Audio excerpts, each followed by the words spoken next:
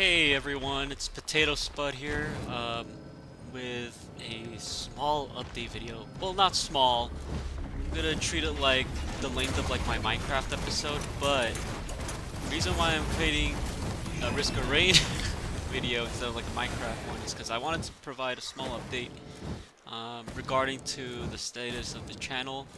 So, um, to keep it short, I'm gonna be taking like a 6 month or like to a year hiatus. Um, Reason being that recently I just had like a wake up slap. So I met with my mentor recently for Blizzard, right? Uh, about like 3 weeks ago or so, and we did like a small update. And I found out like, oh, I'm not like really applying for like these video game positions as much as I want to, right? And not only that, my skills, ever since I got out of college, I don't feel like I've grown as much. Sure, I learned a few tricks here and there for Unreal and Unity, but when you're trying to go into the game industry as like a software engineer or like a gameplay engineer, you're not going to be using Unity and Unreal. Those are for like game designers. You're going to be creating like tools, right, using C++ and like 3D math to like learn, I guess, like to create the tools for the designers to build a game. That's what my mentor told me. So I took a look back and I'm like, the only like 3D math I guess you can say I know is like the law of cosine to figure out if like two objects are like looking at each other or for like projectiles, but that's about it. I literally know nothing else. And then whenever I apply, it's like so freaking discouraging just to get denied. Or like if I do get like an internship, I mean like an interview, I just don't know what the hell the people are asking for. Like last year I applied for Bungie, right? And they gave me like several coding questions. I was able to solve like the C++ ones, but when it came to the problems involving like math, I just couldn't figure out what the hell I needed to do, and so I basically failed. I mean, I could have used ChatGPT, but I wanted to be honest to my own work myself. So yeah, ever since then I was like, screw it. That meeting, I took like 1 week or so to like really drill down on like what would hypothetically happen if I took the entire week to just like study stuff and like code. And I saw like a huge improvement. Like I went back to lead coding for like 1 week straight, and I was able to like figure out problems, like problem solve. And in that time as well, I was able to work on my Unreal project, and also in build that like camera component that I always been complaining about in like my Minecraft series, right? And so I was like, now that I see how effective it was, like just grinding code and just learning for 1 week straight, I was like, you know what? Why don't I put recording to like the back burner for now, right? And then let's see how things go. If within a year I get like a new job, that'd be awesome. If not, I gave it my best shot. So that's why I'm gonna probably take a hiatus now. I'm gonna see if I can hopefully get a job. And so I already applied to like 3. Two of them were like Nintendo child companies, and the other one was like a some other like indie game company. No responses yet, and even actually one of them I had like I reread like my cover letter several times, but then I caught like 2 grammar errors after I submitted everything, and so I was like, shit. So yeah, that's pretty much what happened. And then not only that, another reason why I haven't been uploading recently is because I actually did the Anime Impulse volunteer thingy, so, and it was pretty fun. I liked it a lot. I met new people, and in fact, I have like several stories. So that's pretty much the update for now. Um, yeah, I'll see you guys probably in like 6 months to a year or so. And then don't worry, I'm not gonna be I'm not gonna like hard stop on my upload. Like I'm gonna upload once in a while, maybe like a CS:GO unboxing video. But when it comes to like the Fallout playthrough, I'm not gonna upload that anymore. And then I am not gonna update the Minecraft series anymore. So anything that's where I do like every week, I'm not gonna do that. I still will do the Overwatch hero design videos. Those are I like doing those, and they don't feel like work too, which is nice. Oh snap! It's gonna blast it there. And but once I do come back, I'll continue with the Fallout and Minecraft videos. I'm just gonna take a quick break, a year break or so, just to get just to hone in my skills. And yeah. Besides that, if you guys are wondering how the event was, it was pretty fun. I liked it a lot. This one was in Orange County, so it was really nice because I was indoors all the time, even though I was one of the receptionists. And so like, golly, like the sun was just like hitting my face, brah. Holy shit. Holy moly, please do not damage any of my... Gotta find a way to go back up. Will I be able to kill this thing? It's like distracting myself. Come on, die. Two big fuck ups we did during the volunteer. So you've got mail. Sweet. So number one, apparently when I was like, something happened when I was like doing like the ticketing, right?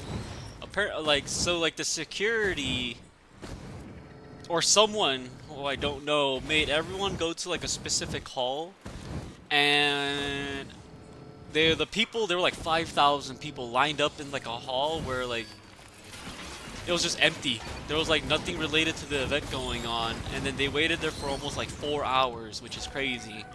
And so while I was doing like the ticketing, right, I was like, where the hell is everyone? Because like we just opened and it's only been 2 hours. Usually we still have like folks like checking in. It's still rush hour at that point. And then we found out it's because someone just led them there, and then they were just waiting for no reason. So that happened. A lot of folks were mad, and so I had to constantly apologize to everyone because I felt so bad. And it's not a single group's problem. It's like a lack of communication that kind of caused this to happen. But in addition to that, I remember there was this one volunteer. He was like a high school kid, and we got there really early, and you're supposed to be checking in around like 9 o'clock, but by then the doors aren't still open. And I remember this was like so ingrained in my mind, I don't want to talk about it. But number one, he wasn't listening to like some of the contractors working there, right? Because they're like one league or tier above us, so they're supposed to like tell us what to do. This specific contractor told him, wait, hold up, just stay still. Once the doors open, then you can go and check in for your volunteership, right? The dude just immediately, I don't know what he did, but he was like on autopilot or something, he didn't listen. He just immediately just went to check in. I'm like, bro, you're not supposed to go in yet because the doors are locked. And he like, I didn't see him for like maybe like 10 or 20 minutes or so, and I was like, oh. And the contractor immediately rolled her eyes, and I'm like, oh, this must be like a, I don't know, maybe like he just wants to sit down or some shit, you know?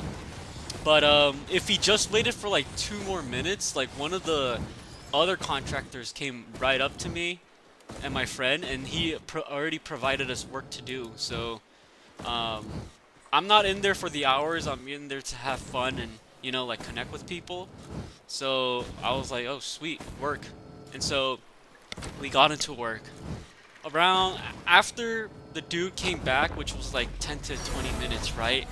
That dude was like furious and pissed as hell, and he came up to like me and my friend's like reception table, and he immediately was like, "Yo, where's the manager? Where's like Danny? Like one of the heads, right?" And we're like, "Oh, he must be there if you want to go talk to him." And he's like, he gave me like the most sassiest attitude. And he's like, "No, I'm not gonna do that. I've been waiting here for like 30 minutes." And I'm like, "Yeah, we all been, dude. We all been.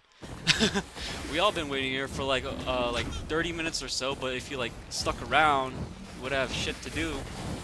And then he then told me like, "Yo, bring him over here." I'm like, "You could just go talk to him. He's right there." He's like, "No, I want you to bring him over here. I'm pissed."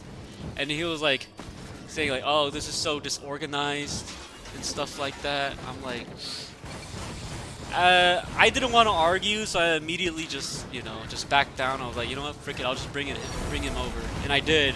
Number one, because I thought maybe the dude is like a high schooler, because like some people are adults, but most are like high schoolers, so maybe like it's a kid. Why the hell would I argue with a kid, you know? And number two, like based on like the interactions he gave me previously, I feel like that dude had like, I don't know, like some kind of like he lacked some kind of social skill, right? Because he was like, his sentences were so direct and like rude. So at times, so I was like, maybe he, you know, he lacks some social skills. Like so, I mean, I stay indoors most of the time, so I could like relate to that. But like, damn, this dude was so rude, and he immediately got kicked out after he talked to the dude. I think he just like left. Because he was so pissed off. But those were like the two most like big problems I wanted to talk about. I'm not saying the event is bad. It was fun. It was nice that we like worked something out. But those are the biggest two. And then so I was mostly doing ticketing and reception. My voice was like so sore, and especially my shoulders, because I would have to show them like these little wristbands for their permits, right? And every time I would explain, I will hold the wristbands up, because there was like two different colors. One was for the day and one was for the next day, right? So you can only wear one at a time if you want to enter the event. Golly. Sweet. And that happened. Okay, let's see what we can do. I'm gonna try to do this. Once I was done with my shift with my friend, I was able to get. Yes, I'm gonna take that. I was able to get some autographs from a Nikki or a Nikkei voice actor. This one was for the voice actor for Helm and Cinderella. I'm not really familiar with the English voice actors, but I was like, screw it, might as well get one. I mean, it's cool.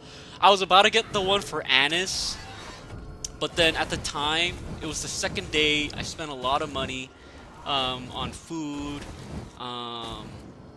like snacks, and like other accessories. I was like, I'm gonna get it next time. So hopefully the next time I volunteer, I could get the signature for Anis. That'd be nice. Damn. I wish I would have gotten more autographs, TBH though. If I had the money, I'll do it next time. But yeah, it's just a lot of money, and I'm not a money tree, so. Yeah, let's see. Anything else here? I think I'm just gonna start the event now. I don't feel it. Wait, maybe there might be something over that region. So let's go ahead and check. But that's pretty much the event. I also introduced my friend to some like traditional style Korean food. When people say they eat Korean food, it's either they eat Korean fried chicken with like that radish, or Korean barbecue, so they never really tried like real Korean food, right? So I took my friend to a place called BCD, which is like a tofu place. And so I introduced him to like like several things. So number one would be the sundubuchige, which is like depending on how spicy you get it, it's like it's a like a red tofu stew, and like the tofu is made in like a special way so that it's like so soft, and there's like no like holes in it, so it's like pure tofu. And then he got the ham and cheese variation, which is pretty nice. Usually Koreans tend to get the seafood with like the shrimp and clams, but he's not a shellfish guy, and I hate seafood too, so I can see why. Asides that, I also no, we ate McDonald's. No, actually, I think that's like the only food I showed him. Yeah, so it was pretty good. Oh, I showed him also, what do you call it? Torsopap, which is like a special kind of rice where you just eat rice, but it's cooked in a like a stone bowl, and it's like it's pretty nice because some of like the rice is charred on the like the interior of like the stone bowl, and then it's like so gooey inside, which I like. So that was pretty nice. Not only that, what else? I think that's pretty. Oh, I bought a Breath of the Wild. Not Breath of the Wild. Snap. Tears of the Kingdom. So, Legend of Zelda, Tears of the Kingdom. Hopefully he enjoys that, and then I think we ended it off there. And that was last weekend actually. So, pretty nice. Besides that, I've been playing Sons of the Forest with my friends a lot. Been playing Cobblestone or Cobblemon whenever I get the chance. And then I also been playing a lot of Nikkei. So recently they had an event for Nikkei where it's like some kind of like bunny event. So you can get a bunch of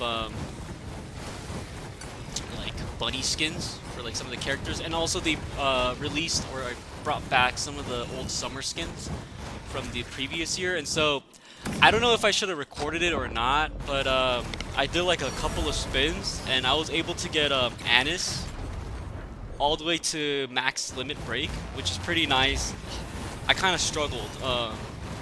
I was running out of like options to get more gems or crystals, I guess you could say. I completed the campaign.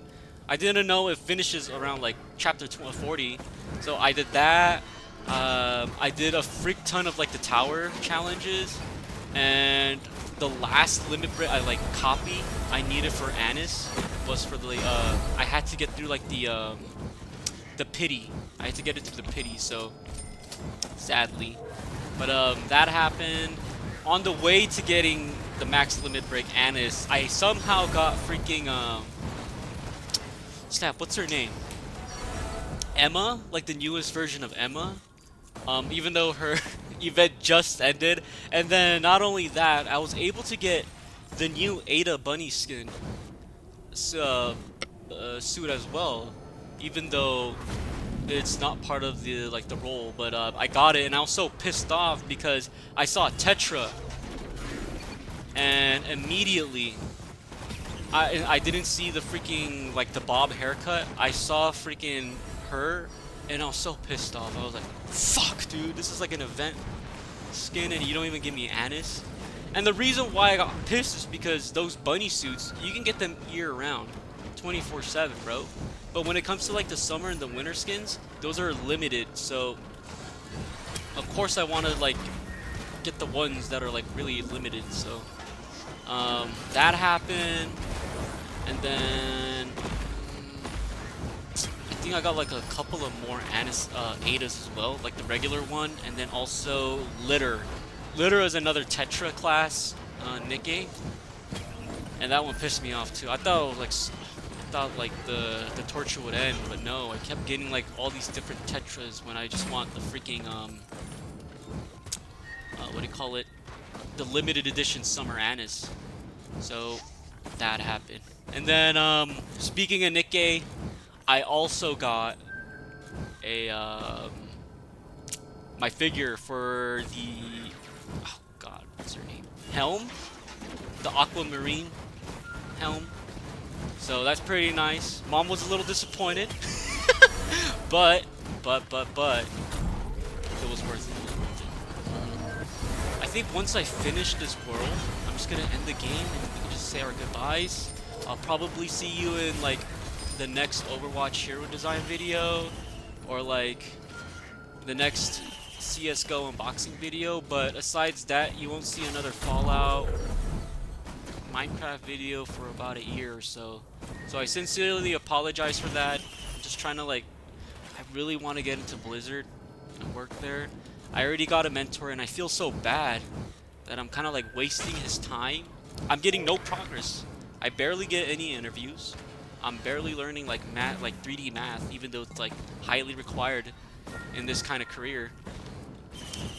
And yeah, so I may, hopefully this change of pace will you know, will land me a job. But if it doesn't and a year comes by, I'll probably just like tell him like, oh, you know what, I might just take things a bit slow now, especially with how the industry is happening.